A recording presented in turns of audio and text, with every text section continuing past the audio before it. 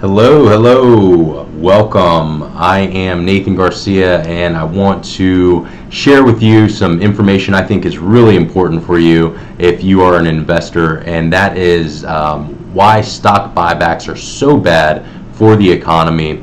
We just had two very big name companies who have spent almost $60 billion combined on stock buybacks over the past few years, who are just starting to see and feel the repercussions of these stock buybacks. And I want to share with you why that's so important as an investor. But first, I just wanted to let you know, some of you follow me, have been following me for a while, and you know that I do a lot of videos and they've improved. Hopefully you've noticed the improvement over the past few years. But I wanted to tell you, if you're doing any videos yourself and you're frustrated or whatever, just stick with it. It takes you a lot of time to get it right. It's highly technical, and it takes a lot of trial and error, but if you can pull it off, then it can look really good.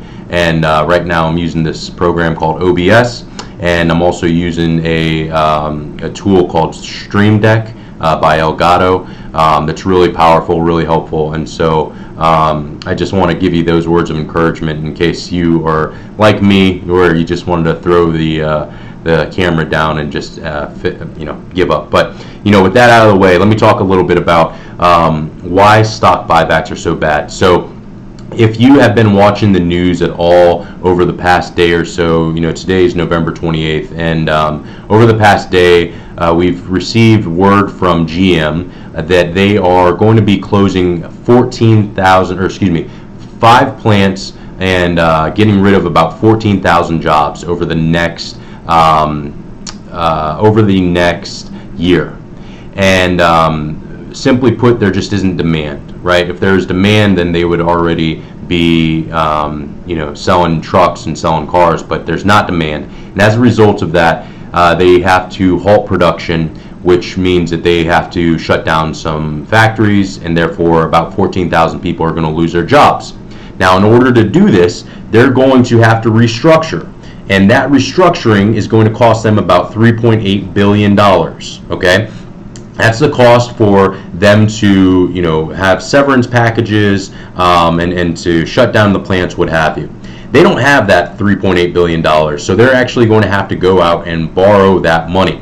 Now, if you pay taxes, like I'm sure many of you do, you probably find this information pretty upsetting, because the U.S. government bailed out GM less than 10 years ago, and here we are in 2018 with them announcing that they're not only shutting down production and they'll be cutting 14,000 jobs, but also that they're not in great financial shape.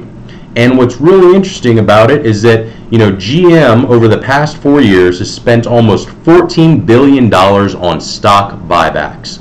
Now, if you don't know what a stock buyback is, or you're not familiar with it, let me tell you what it is. Essentially, the corporation goes out into the market and they buy back their own stock.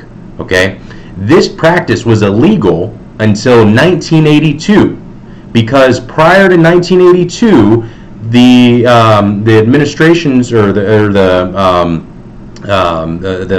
regulators thought that this was stock manipulation, stock market manipulation.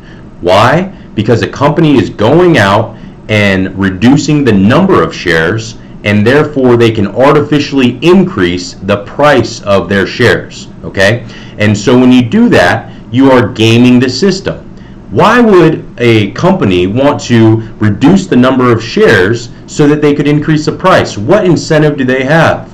Oh, that's right. The CEOs are paid based on the share price. They have options. They have incentives to make sure that that stock price goes up. So it's in their best interest to make sure that that share price goes up quarter over quarter.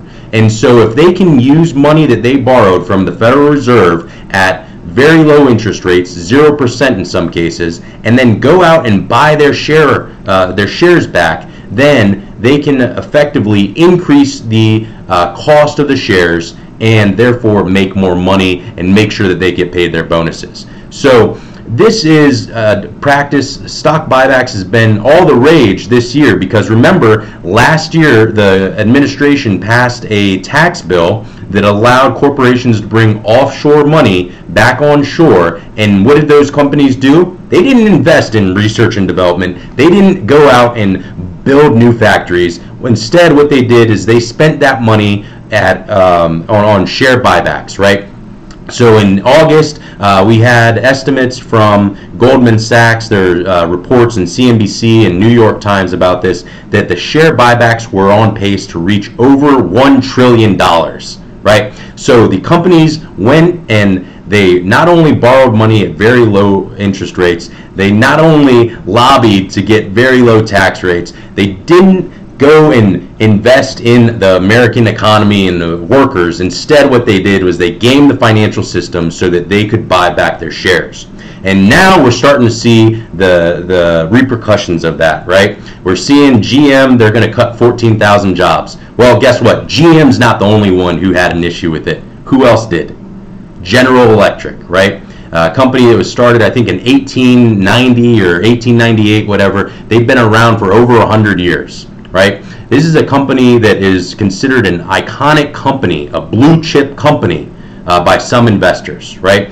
These guys have seen their share price year to date, GE has dropped 58%, okay?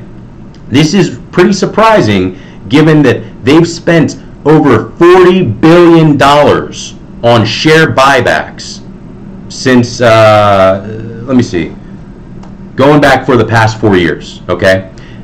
Over that time frame, 2015, 2017, they actually recorded a loss, meaning that they didn't have any taxable income, okay?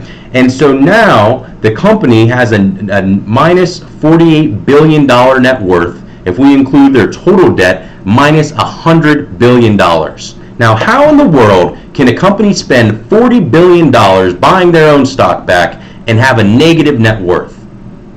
What's wrong with that situation? I think that it's because there's poor leadership, and that leadership has incentives to make sure that their stock price goes up on a quarterly basis no matter what. These guys have not invested in infrastructure, they haven't invested in jobs, they haven't invested in research and development, manufacturing. Instead, what they've done is they've gone out and borrowed money from the Federal Reserve and then went back and bought their shares back at prices, by the way, that were relatively high. When you look at the share price of GE when they initiated their buybacks, between $20 and $32, right? On Monday, the stock was trading close to its 2009 financial crisis low of about $6.66. So these guys went out and bought their shares between $20 and $32, only to find out that here we are in 2018, November 28th, 2018, and the shares trading at the financial crisis lows. If you're starting to get a little bit of, or you're sensing a little bit of anger in my voice, it's there, right? Because it just upsets me. It's something that I think that isn't right. I think that investors aren't aware of, but ultimately it's the way that the system is set up. When you have these type of incentives for the CEOs to go out there and to game the system like this so that they can make more money, what do you expect to happen? When you have the Federal Reserve out there with 0% interest rates available to these companies to let them borrow as much as they want without any financial repercussions, what do you expect to happen? Okay? Now, we've seen this happen, and in addition to it, I think that this is not going. These won't be the only companies that have issues, right? Because we know that corporations have a significant amount of debt, a significant amount of leverage, and that as rates increase, they will have to roll over that debt, and they won't be able to fund the interest payments on that debt. What I'm getting at is I think that this is the beginning of something a lot more serious. I think that you're going to see this happen more and more, and people will be asking themselves, how did this happen? How did we get to this point? You know, how did regulators let this happen? It wasn't the regulators' fault. They wanted it to happen, right? It's nothing more than the than the way that the system is set up. And it upsets me because as an investor, you expect that a company is going to help you return, get a return on your investments. And unfortunately, we haven't seen that happen in a sustainable way with some of the actions that have been taken here. So I want to make you aware of it because I think that this is a symptom of something that will occur much more going forward, right? You've seen Apple, what's happened over the past 30 days. They've taken a huge hit. I think in early October they're trading at about $222. Now they're around $180 a share. Okay, this company has gone out and they bought a ton of their shares back. Very same situation where, you know, they had a bunch of money offshore and they went in and they brought that money back, paid a significantly lower tax rate than they would have if they brought it back in years prior. And instead of reinvesting, instead of building manufacturing plants here, instead of increasing salaries, instead of research and development, they bought their shares back. So we are seeing the repercussions of poor financial decisions, and as an investor, you have to look at your portfolio and consider where are your funds invested, and are those companies really financially sound, and do they have risks that you don't know about? If you're not aware of some of this stuff, it's probably time for you to sit down and talk to somebody who is, because it's not only impacting the stock price, it's also impacting bond prices, right? And I'm sorry to tell you, but with the performance that we saw last month, where you saw the 30-year bond yield go up at a time where the stock markets were going down, there isn't a quote-unquote safe place anymore unless you have a very well-diversified portfolio that includes alternative investments. So you want to make sure that you're working with a professional, with a team that has a research department, that has ears on the ground and has conversations with the executives who know what's going on. Because if you don't, if you're just sitting in your Vanguard index fund, you're going to get blindsided. And if you're going into retirement, it's going to hit you even worse, because when this pullback occurs, it's going to be greater than what we've seen before. And for that reason, you really have to be on your toes and know the path forward so that you are managing your risk appropriately. So, you know, thank you for enduring with me here through this. I hope you got some valuable information from it. If you have any questions, make sure that you get in touch. If you like this video, you know, give me a thumbs up, subscribe, and I look forward to talking to you soon. Thanks.